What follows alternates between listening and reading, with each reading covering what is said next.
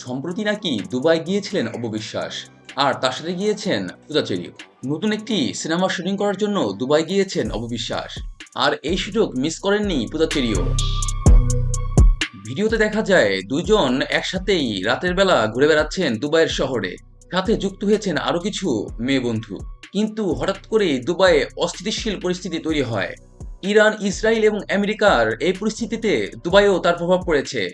বিস্ফোরণের একের পর এক শব্দে কেঁপে উঠছে দুবাই, আর সেই দৃশ্য সাক্ষী হল অপবিশ্বাস এবং পূজাচেরিও। এমন পরিস্থিতিতে দুবাইয়ের সকল ফ্লাইট বন্ধ হয়ে গিয়েছে, যার কারণে কোনোভাবেই বাংলাদেশে পৌঁছাতে পারছেন না অপবিশ্বাস এবং পূজাচেরি।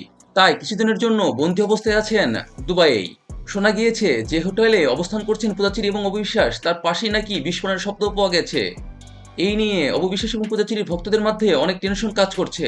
অপবিশ্বাস নাকি যোগাযোগ করেছেন বাংলাদেশে, সেখানে বাংলাদেশের এম্বাসি থেকে তাকে নিয়ে আসার ব্যবস্থা করা হচ্ছে, কিন্তু কাজটি মোটেও সহজ হবে না। অপবিশ্বাস তার পরিবারের সাথেও কথা বলেছে দুবাই থেকে।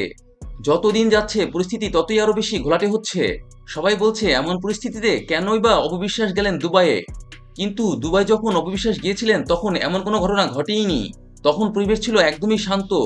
দুবাইয়ে যাওয়ার পরে মধ্যপ্রাচ্যের অবস্থা এমন ঘোলাটে হয় এবং ইরানের সাথে দুবাইয়ের সম্পর্ক জটিল হয়ে যায়, যদিও খবরটি এখনো কেউ নিশ্চিত করতে পারেনি। ভিডিওটি লাইক দিন, সাবস্ক্রাইব করুন এবং অবশ্যই কমেন্টস বক্সে আপনার মতামত জানাবেন।